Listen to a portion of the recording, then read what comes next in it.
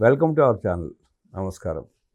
జగన్మోహన్ రెడ్డి ముఖ్యమంత్రిగా ఉండగా ఋషికొండకి గుండు కొట్టి 600 కోట్ల రూపాయలు పైగా ఖర్చు పెట్టి ప్యాలెస్ కట్టుకుని వృధాగా పడి ఉన్న నేపథ్యం. కూటమి ప్రభుత్వం వచ్చిన తర్వాత ఏం చేయాలో తెలియక కమిటీని వేసింది. ఋషికొండను ఏం చేయాలి, ఏం చేస్తే బాగుంటుంది, ప్రజల ధనం వృధా కాకుండా ఉండాలంటే ఏం చేయాలి. ఈరోజు ఆ కమిటీ ఋషికొండ సందర్శించబోతూ ఉంది. 2 సంవత్సరాలు లేట్ ఎందుకు అయింది, ఇప్పుడు తీసుకున్న నిర్ణయం ఎలా ఉండబోతూ ఉందో తెలుసుకునే ప్రయత్నం చేద్దాం. విశ్లేషించడానికి మనతో ఉన్నారు ఆర్థిక, రాజకీయ, సామాజిక విశ్లేషకులు అంకమరావు. వారిని మనం విశేషాలు తెలుసుకుందాం. నమస్తే సార్. నమస్తే అండి. ఋషికొండ 2 సంవత్సరాల తర్వాత వాళ్ళ కమిటీ మళ్ళీ సమావేశం అవుతూ ఉంది, సందర్శనకు వెళ్తున్నట్టుంది. వాళ్ళ అంటే ఆ ఋషికొండ ఏం చేస్తే బాగుంటుందంటారు? ప్రజాధనం దుర్వినియోగం కాకుండా చేసే ప్రయత్నం ఎలా ఉంటే బాగుంటుందంటారు? అంటే ఇప్పుడు ఈరోజు ఋషికొండ సందర్శించడానికి వెళ్తుందా కమిటీ? 3 మంత్రుల బృందం. మంత్రులు పయ్యాల కేశవర్ గారి ఆధ్వర్యంలో 3 మంత్రులు. ఇంతకుముందు ఎన్నిసార్లు వెళ్ళి వచ్చారు? ఒకసారి 2 సార్లు భేటీ అయినట్టున్నారు. ఏ నిర్ణయం తీసుకోవాలి. మరి ఇప్పుడు వెళ్ళి భేటీ అయితే ఏమవుతుంది? దాన్ని ఏం చేయాలి, ఎట్లా వాడాలి అన్న దానికి అక్కడికి వెళ్ళాల్సిన పని ఏంటి? వెళ్ళొచ్చారు, వివరాలన్నీ తెలుసు, వాళ్ళ దగ్గర ఇవన్నీ ఉన్నాయి. కూర్చొని ఒక నిర్ణయానికి కదా రావాల్సింది. అదే గుదిబండ్లా తయారైంది ఉంది ప్రభుత్వానికి. గుదిబండలా తయారైందా? గుదిబండను చేస్తున్నారా? గుదిబండ్లా తయారైంది. ఆ గుదిబండ సాల్వ్ చేయాల్సిన పరిస్థితి వచ్చింది. సాల్వ్ అంటే ఎలా? ఏం చేస్తే దాన్ని, ఆ నిర్మాణాన్ని అట్లాగే ఉంచి ఏం చేస్తే బాగుంటుంది? ఇప్పుడు 452 కోట్ల రూపాయలు పెట్టి కట్టాడు అని చెప్పని ప్రాథమికంగా తేల్చారు. మొట్టమొదట 452 కోట్ల రూపాయలు పెట్టి ఆ ఋషికొండ మీద ఆ భవనం కట్టాడు, రాజ్మహల్ లాంటిది అనేది ఈ కూటమి ప్రభుత్వం అధికారంలోకి వచ్చిన తర్వాత తేల్చిన విషయం. అంతకుముందు అక్కడ కట్టడాలు జరిగేటప్పుడు ఎవరిని చూడటానికి రానియలేదు. చాలా గుట్టుగా కట్టడం కూడా జరిగింది. న్యాయస్థానానికి రకరకాలుగా నివేదికలు ఇచ్చారు. దాంట్లో ఏమీ పర్యావరణానికి విరుద్ధంగా ఏమీ చేయట్లేదు అని చెప్పని, ఇంతకుముందు ఉన్న కట్టడాల స్థానంలోనే కట్టడాలు కడుతున్నాం కొత్తవి అని చెప్పని రకరకాలుగా ఇవ్వడం కూడా జరిగింది. సరే, అధికారంలోకి వచ్చారు. వచ్చిన తర్వాత చూస్తే అక్కడ విస్తుపోయే నిజాలు కళ్ళ ముందు కనపడ్డాయి. నివాసానికి పనికొచ్చే భవనంలా కట్టుకున్నారు తప్ప పర్యాటకుల కోసం, వాళ్ళు విశాఖ సందర్శించే పర్యాటకులు అక్కడ విడిది ఉండటానికి కోసం కాదు అని చెప్పని తేలిపోయింది. దానికి 452 కోట్ల రూపాయలు ఖర్చు పెట్టారు. 452 కోట్ల రూపాయలు కన్స్ట్రక్షన్ కానీ ఖర్చు లెక్క పెడుతున్నారు వీళ్ళు. ఎన్జిటి వేసిన ఫైన్ లెక్క పెట్టట్లేదు. అంతకుముందున్న టూరిజం భవనాలను కూల్చిన లెక్క కూడా పట్టించుకోవట్లే. అదే కాదు, అంతకుముందు ఈ హరిత రిసార్ట్స్కి సంబంధించి ఉత్తరాంధ్ర అంటాం కదా మనం, అక్కడికి సంబంధించిన అన్ని హరిత రిసార్ట్స్లో వచ్చే నష్టాలు, అంటే 1-2 చోట్ల తప్ప మిగిలిన చోట్ల నష్టాలు వస్తున్నాయి కాబట్టి ఆ నష్టాలను పూడ్చి లాభాలు తీసుకొచ్చేది ఋషికొండ. శిథిలం అయిపోలేదు కదా భవనాలు అక్కడ. అయినా సరే నిర్మాణాలు చేపట్టారు.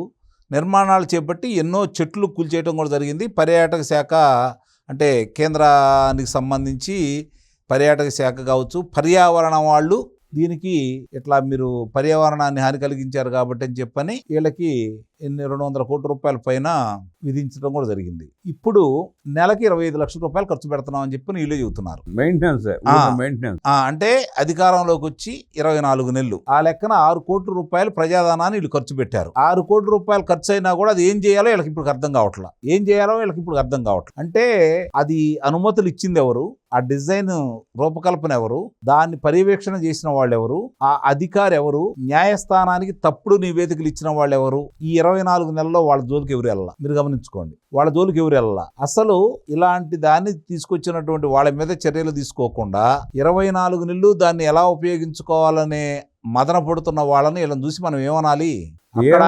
ఏం అడగాలి అర్థం కాని పరిస్థితి ప్రజలు. ఇప్పుడు అక్కడ 20 గదులు ఉన్నాయండి.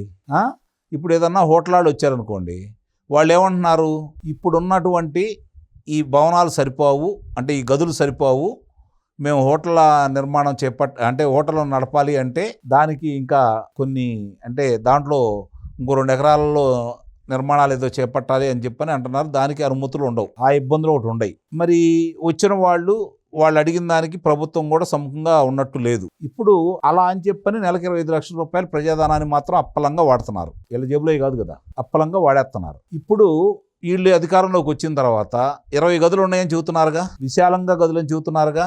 ఆయన బాత్రూంలో కూర్చొని సముద్ర అందాలని, సముద్ర అలల్ని వీక్షించే విధంగా తయారు చేసుకున్నాడని చెబుతున్నారు కదా. 25 లక్షల రూపాయల కమోడ్లు దాంట్లో ఏర్పాటు చేశారని చెబుతున్నారు కదా.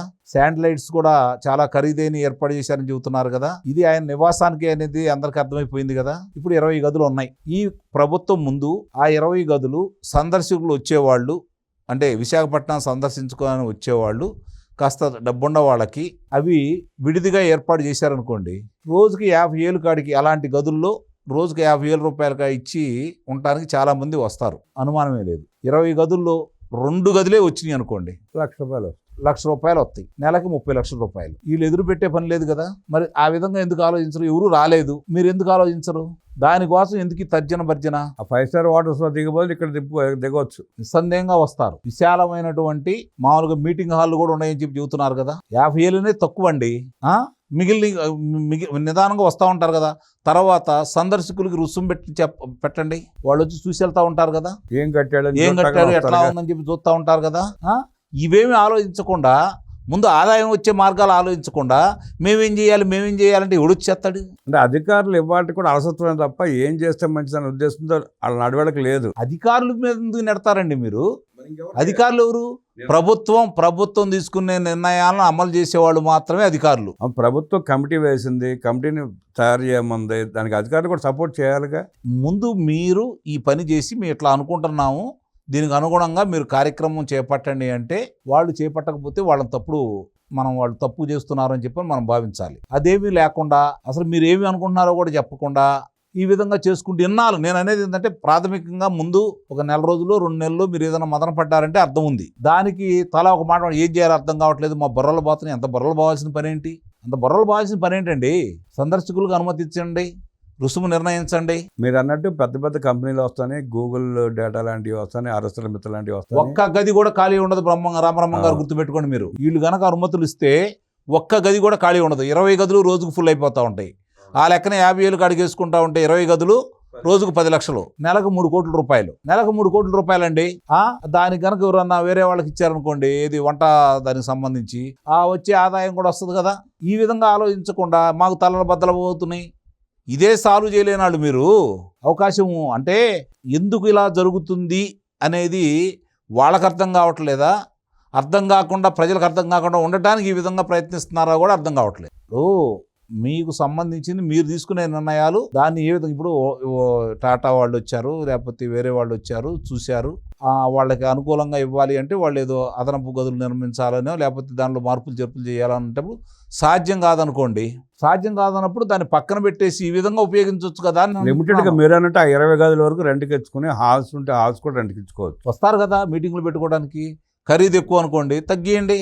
మీటింగ్లు పెట్టుకుంటాక వస్తారు. ఇప్పుడు ఎక్కడెక్కడో ఉత్తరాది వాళ్ళందరూ వచ్చి రామోజీ ఫిలిం సిటీలో చాలా కార్యక్రమాలు చేసుకుంటున్నారు నాకు తెలిసి. జైపూర్లో పెళ్లిళ్ళు చేసుకుంటున్నారు. సరే, అంత అంటే తక్కువ గదులు ఉన్నాయి కాబట్టి ఇబ్బంది అంటే అనుకోవచ్చు. ఇలాంటి వాటికి ఈరోజు మీరు ఉత్తరాంధ్రలో మీరు తీసుకొస్తున్న పెట్టుబడులు నవ్వుతో నా భవిష్యత్తు. వాళ్ళు రేపు పొద్దున్న నోవేటల్లో ఉండే బదులు ఇక్కడే ఉంటారు కదా, వాళ్ళకి ప్రశాంతంగా ఉంటుంది కదా, ఇక్కడ ఆస్వాదిస్తూ ఉంటారు కదా.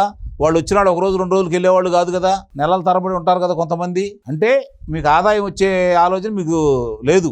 దాని మీద ఇంతవరకు స్పష్టమైన దృష్టి కేంద్రీకరించినట్లు లేరు. అసలు కేంద్రీకరించరండి. నిజంగా దాని మీద దృష్టి కేంద్రీకరించే వాళ్ళు కనుకైతే బాధ్యులైన వాళ్ళ మీద చర్యలు తీసుకునేవాళ్ళు కదా. బాధ్యులైన వాళ్ళ మీద ఎందుకు చర్యలు తీసుకోవట్లేదు వీళ్ళు? ముందు ఇంతవరకు ఒకళ్ళకు కూడా వివరణ ఇవ్వండి అని చెప్పని ఎందుకు వాళ్ళ సమాధానం కోసం ఈ రోజు కూడా వీళ్ళు వివరణ కోసం వాళ్ళకి కబురు చేయట్లేదు? ఎక్కడుందో లోపం? ఎవరిని అందాం ఇది? అంటే పాలు పొంగించిన రోజారెడ్డిని తీసుకొచ్చి ప్రశ్నిస్తే దాంట్లో వాస్తవాలు మొత్తం బయటకు వచ్చే అవకాశం ఉంది. పాలు పొంగిచ్చిన రోజారెడ్డిని అంటారు ఏందండి? రోజారెడ్డి అనేది ఆమెను తీసి పక్కన పడేసేయండి. అనుమతులు ఇచ్చిన అధికారులు ఎవరు? న్యాయస్థానానికి తప్పుడు నివేదికలు పంపించినటువంటి అధికారులు ఎవరు? ముందు వాళ్ళ మీద చర్యలు తీసుకుంటే తర్వాత పాలు పొంగిచ్చింది, శంకుస్థాపన చేసింది ఎవరు? నిర్మాణాల పర్యవేక్షణ చేసింది ఎవరు? డబ్బులు విడుదల చేసింది ఎవరు? వీళ్ళు కదా, అధికారులు కదా. మరి వాళ్ళ మీద చర్యలు తీసుకోకుండా రోజారెడ్డి మీద చర్యలు తీసుకుంటారండి? డబ్బులు విడుదల చేయమని సంతకం చేసిన ఫైల్ మీద రోజారెడ్డి ఎప్పుడు ఆమె వచ్చింది? ఎప్పుడు మంత్రిగా? కరెక్టేనండి. అందుకే అసలు ముందు ఒక్కళ్ళు వాళ్ళ మీదకి వెళ్తే మిగిలిన వాళ్ళందరూ వరుస క్రమంలో ఉంటారు కదా. అలాంటి చర్యలు తీసుకోకుండా, వాళ్ళ మీద ఎలాంటి అభియోగాలు నమోదు చేయకుండా మీరు ఏదో న్యాయం చేస్తారంటే ఎట్లా? అంటే ప్రజలు ఇవన్నీ గమనిస్తున్నారు రామబ్రహ్మం గారు. ప్రజలకు ఏమీ తెలియదు, అమాయకులు, మేము చెప్పింది నమ్ముతారు, వాళ్ళు ఏం పట్టించుకోరు. కాదు సార్, ఏదైనా ఎదురుకుండా ఉన్నది వాళ్ళు చెప్పింది అబద్ధమైతే ఎట్లా నమ్ముతారు? ప్రజలకు స్పష్టంగా కనబడతా ఉందిగా. స్పష్టంగా కనపడేదాన్ని అబద్ధాలు చెప్తే ఉపయోగం ఉంది. ఇప్పుడు మనం ఎక్కడికెక్కడికో వచ్చి సందర్శకులు వచ్చినప్పుడు పలానా చాటు ఉందంటే డబ్బులు పెట్టి వచ్చి వెళ్తున్నారు కదా, ఆ పని అన్నా చేయాలి. ఇందాక నేను చెప్పినట్టు గదులు అద్దెల కన్నా ఇవ్వాలి. ముందు ప్రభుత్వం ఆ ఖర్చులు అసలు అది బాధేస్తుంది. నెలకి 25 లక్షల రూపాయలు ఖర్చు అవుతుంది అంటే ఆ ధనం అంతా ఇప్పుడు మరి 24 నెలలు అంటే ఇందాక నేను చెప్పినట్టు 6 కోట్ల 6 రూపాయలు కదా. కోట్లు ఖర్చు అయింది ఇప్పుడు. మరి ఇదంతా ప్రజల ధనమే కదా, ఇంకో దానికి ఉపయోగించుకోవచ్చు కదా. నీకు అసలు ఏమి ఒక 6 నెలలు మీరు చూడండి, ఎవరు రాలేదు, అప్పుడే ఏం చేయాలో నిర్ణయించుకోండి. అసలు మీరు ప్రయత్నాలే చేయకుండా దిష్టి బొమ్మను పెట్టినట్టు ఆ పని పెట్టి అంత ఖర్చు పెట్టిన దానికి, అంత ఖర్చు పెట్టిన వాళ్ళని సమాధానాలు అడగకుండా ఇంకా మీరు మీనమేషాలు లెక్క పెడుతున్నారు అంటే ఇక వాళ్ళ విజ్ఞతకి వదిలేద్దాం. ప్రజా సొమ్ము దుర్వినియోగం అవుతున్న ఋషికొండని ఆదాయ మార్గంలో నడిపి ఆదాయాన్ని ఆర్జించే మార్గాలు చెప్పిన అంకమరావు గారికి ధన్యవాదాలు తెలియజేస్తూ నమస్కారం.